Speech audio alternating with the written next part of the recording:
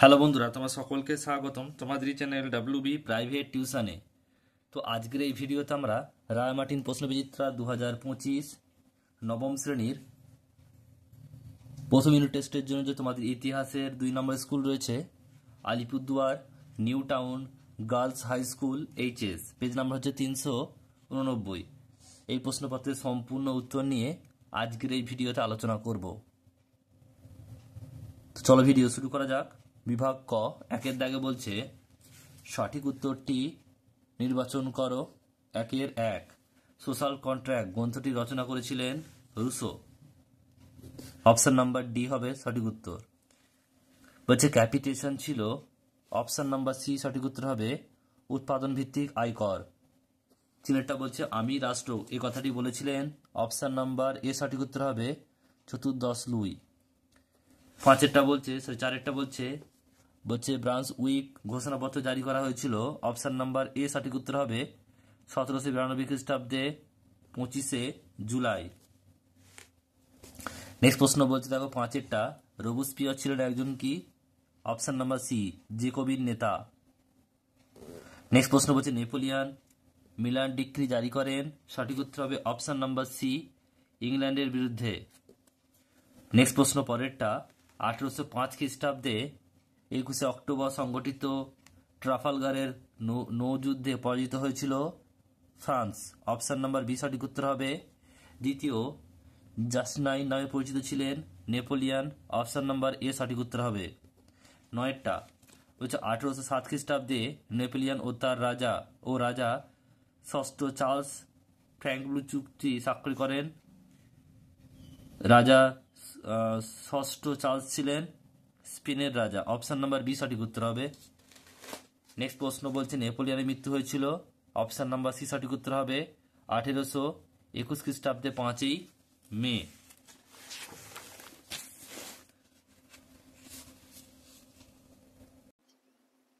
বিভাগ ক্ষয়ের প্রশ্নগুলো দেখে নাও। দুইয়ের দাগের বলছে অতি সংক্ষেপে নিম্নলিখিত প্রশ্নগুলো উত্তর দাও। একটা বলছে ইন্টেন্ডেন্ট কারা, উত্তরটা তোমরা দেখে নাও। ফ্রান্সের প্রাক বিপ্লব পর্বের রাজস্ব আদায়কারী কর্মচারীরা ইন্টেন্ডেন্ট নামে পরিচিত ছিল, যেটা হচ্ছে ফ্রান্সের রাজনৈতিক কারাগার বলে উল্লেখ করেছেন কে, উত্তর হবে ভলতেয়ার। 3 নম্বর প্রশ্ন বলছে থার্ড অ্যাসেট বলতে কি বোঝো। নেক্সট প্রশ্ন 4টা বলছে কত খ্রিস্টাব্দে নেপোলিয়ান ফরাসি জাতির সম্রাট উপাধি প্রাপ্ত হয়েছিলেন, এটা হবে 1804 খ্রিস্টাব্দে। নেক্সট প্রশ্ন পরেরটা বলছে টিনসিটের সন্ধি কোন কোন দেশের মধ্যে স্বাক্ষরিত হয়েছিল, ফ্রান্স ও রাশিয়ার মধ্যে। নেক্সট প্রশ্ন রয়েছে দেখো 6এরটা, ফরাসি বিপ্লবের মূল তিনটি আদর্শ কি কি ছিল, উত্তর হবে সাম্য, মৈত্র ও স্বাধীনতা।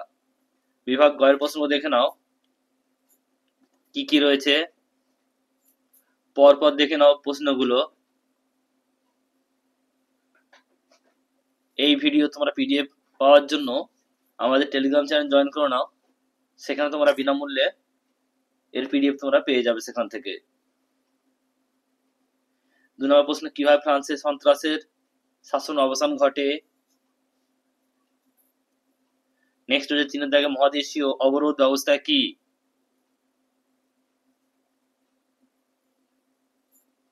এরপর হচ্ছে দেখো 4 দাগের প্রশ্ন কোড নেপোলিয়ানের গুরুত্ব কি ছিল। এরপর হচ্ছে 5 দাগের প্রশ্ন পোড়া মাটির নীতি বলতে কি বোঝো। এবার ঘয়ের দাগের প্রশ্ন রয়েছে দেখো 4 দাগের টিকা লেখো টেনিস কোর্টের শপথ।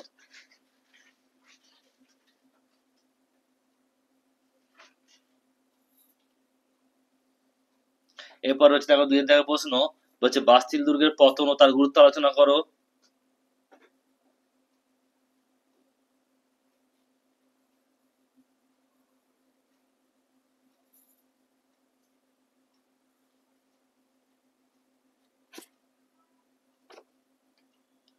গুরুত্ব তোমরা দেখে নাও, মোট এখানে 5টা গুরুত্ব রয়েছে, 5টা পয়েন্ট রয়েছে এখানে।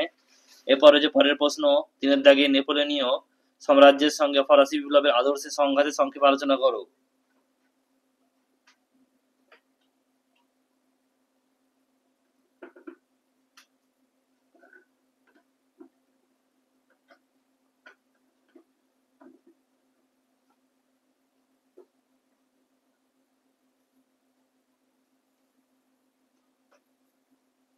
নেক্সট প্রশ্ন দেখো রয়েছে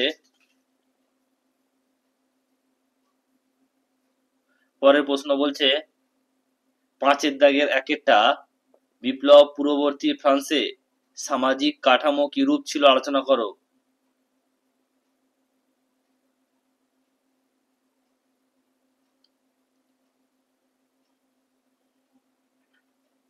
ফরাসি বিপ্লবের কারণ রয়েছে দেখো, প্রথম শ্রেণী,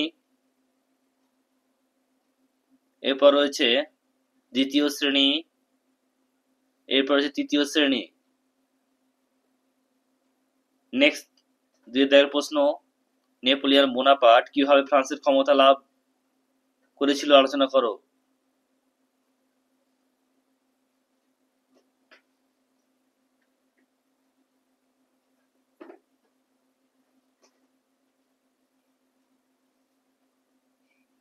প্রথম পর্যায়,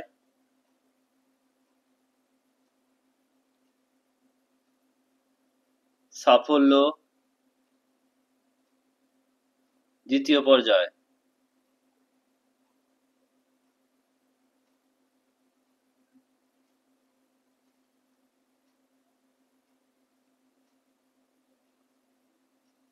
তৃতীয় পর্যায় এবং মূল্যায়ন।